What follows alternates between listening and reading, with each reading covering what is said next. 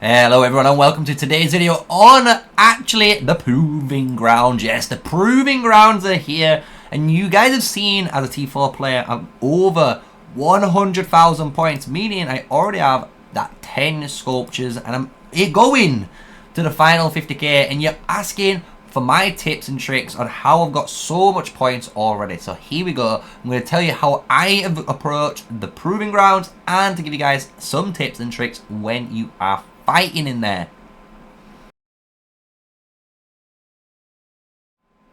Smash like, comment and subscribe for more daily videos on Call of Dragons and me, MrSneakyy, an official Call of Dragons content creator. And like I said, we're going over the amazing Proving Grounds, and you guys have wondered how I've got so many points, right? So I'm just going to give you guys the basics straight away, and then I'm going to go into the points and strategies, right? So basically in Season 2, once you've done your first season, you're going to fall into Belleron. And wherever you start in these different areas, you're going to notice these little pockets. And these are the Ancestor Statues that you're going to be competing in for the Proving Grounds event. This is an event that lasts the entire season, as you can see. You can see the start dates and stuff when it begins. And the cool thing about this is when you're on this little statue here, you can see when the next ones are coming. So this is a really good tip for all of you players now wondering, okay, when can I, get into a runic statue? The game actually tells you the timers. So without even needing to go into calculations, so for example, when you go onto here, it will give you the 14-hour timer. What you can actually do is click on here and it will tell you at 3:33 UTC it will finish, but it starts at 2:34 UTC, and this is for the basic one on the 11th and the 10th, which is basically tomorrow of this recording, which aligns perfectly to that timer. So that's a neat, easy way for you guys to figure out when these are, and this Supreme one is for the bigger ones, which we'll explain a little bit later.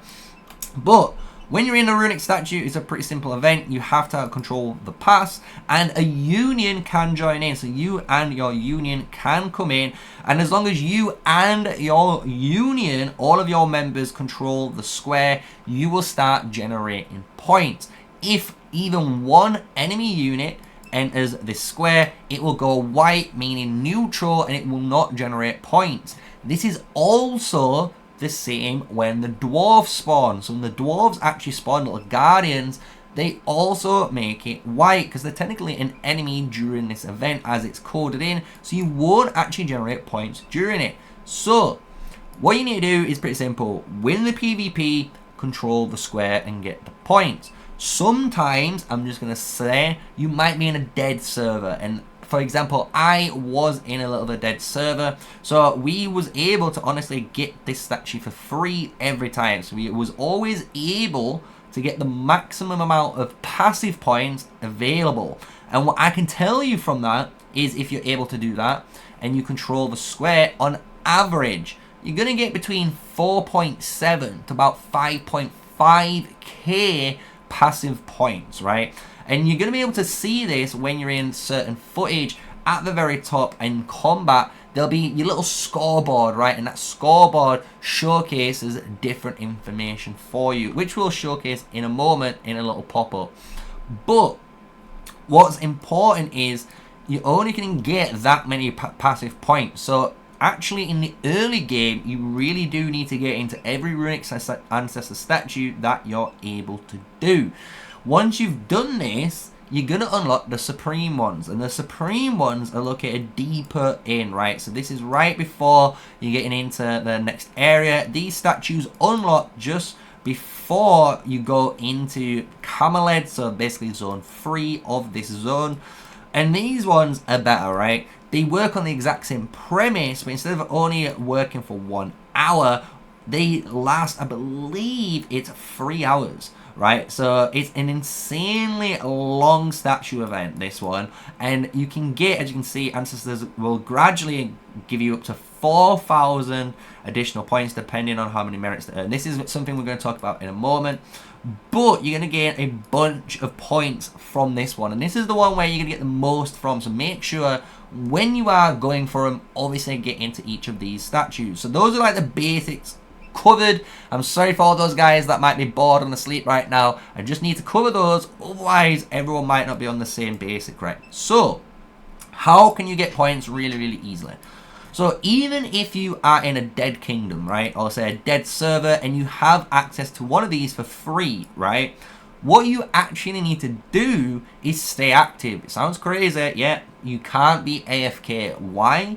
Because the longer the Guardians are on here, the less points you're actually going to get. So you actually need all of your marches active, and presumably, which is really good, having a more mages march and, you know, flying mages march are really good, because you're going to basically stay in the center and hit everything without really needing to move. So the uptime is very, very high. So that's the one big tip you guys need to do straight away, and that'll keep your, you know, uptick going.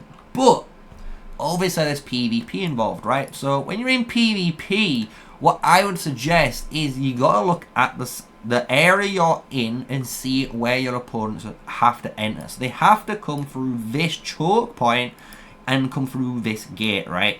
So obviously they can go through here and fly over if they wanted to and come in that way. They could just do numerous different tasks to enter, right? But ground troops have to enter here. So if you're against units, as you can see, you realistically want all of your murder ball to be positioned in this area, of this third of the Ancestor Statue. Because then if anyone comes in this way, you actually need some players that are willing to sacrifice themselves a little bit, come out and actually hold the line outside, so you maintain the green. You need to maintain this during PvP, even when fighting, because when you fight during PvP, you're gonna gain additional merits or points on this event. And in here, you can get an additional, I believe it's 2,000 points by going into PvP. So if you take that into consideration, you can get now from a minimum of about 4.6, now going all the way to maybe 6,000 to 7,000 points, depending on how many merits you earn in PvP and your performance on this little area. And I think if you can get between 4 to 7k every single runic statue, you're golden. Honestly, even if you're getting 5k like I were getting just 5k every single time, you're gonna hit 100,000. And you can see I'm already at 104. In the next 14 hours, this is gonna be the next one, which we're gonna cover later on.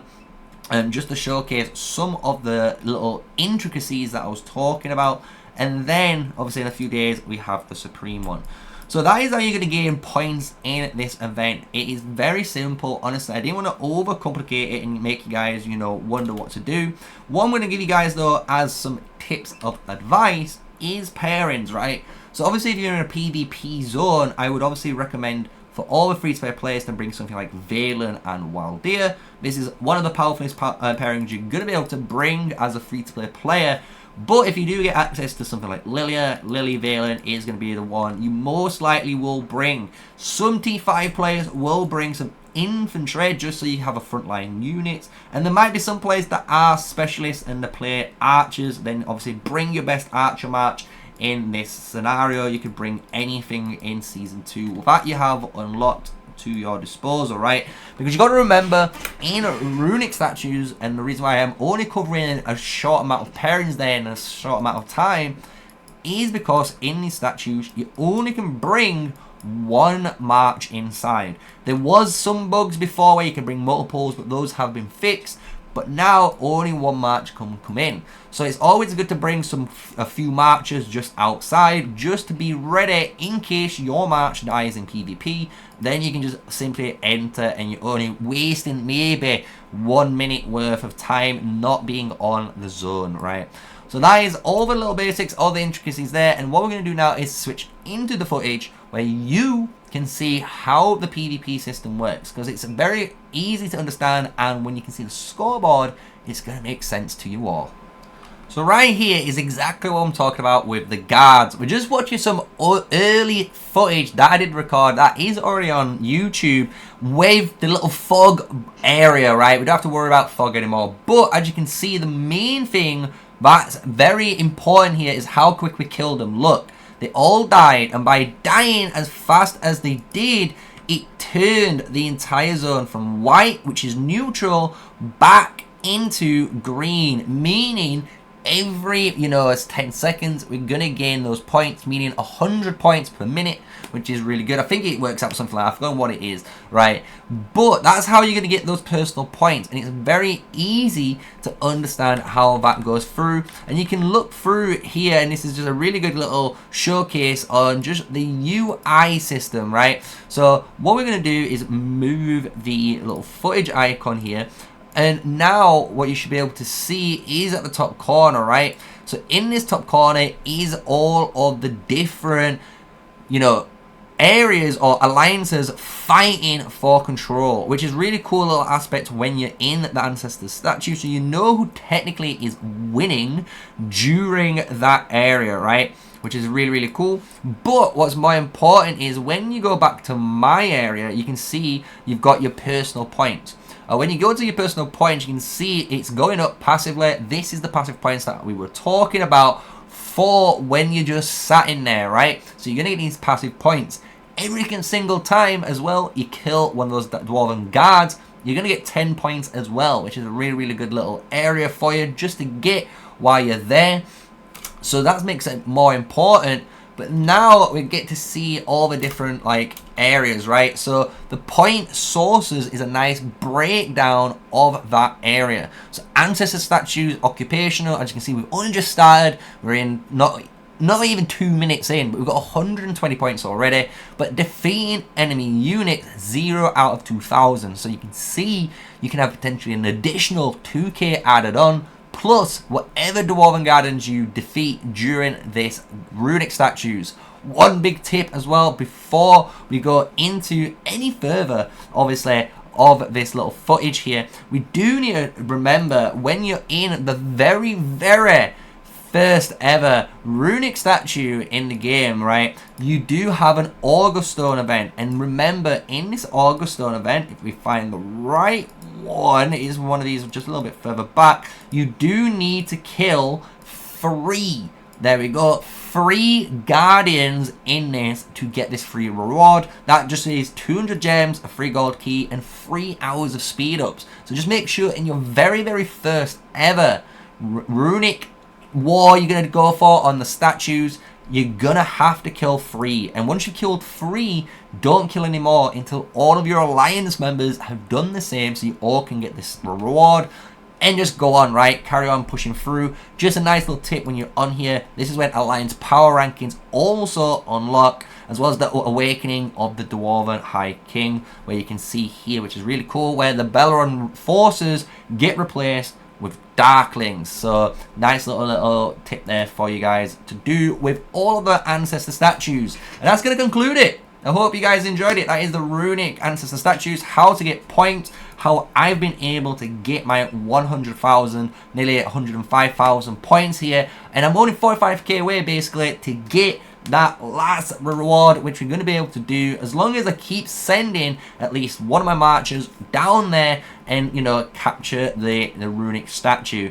So if you've enjoyed this video, smash like, comment, and subscribe. And as for a final tip for all of those players that have watched it all the way to the end, which basically just adds on to what I've just said, was if you are sending a march really, really far away, like from, I'm in zone 4 where I'm fighting for the Frost Dragon, if you're in that zone and you need to send someone all the way to zone 1 for the statue, guys, Homecoming Beacon is going to be your friend, just so you, after you've done that zone for the hour, you can immediately recall that back and have those troops at your disposal, and you don't have to worry about the 1 hour, 30 minutes, 40 minutes march time of your troops, right? So that is the last final tip to give you guys a little bit of a maximization in PvP in your season 2. So that is everything. You should know how Proving Grounds work. You should know how all the points are gained, how you should be able to get these now throughout the season, because it is one of those things that you get gradually over time. It's not what you can expect to get 100,000 in one go, right? So thank you for watching, thank you for the support, thank you for smashing the like and comment and subscribe buttons below, and tell me what you think about today's video. And with all of that said, stay safe, stay sneaky, peace out.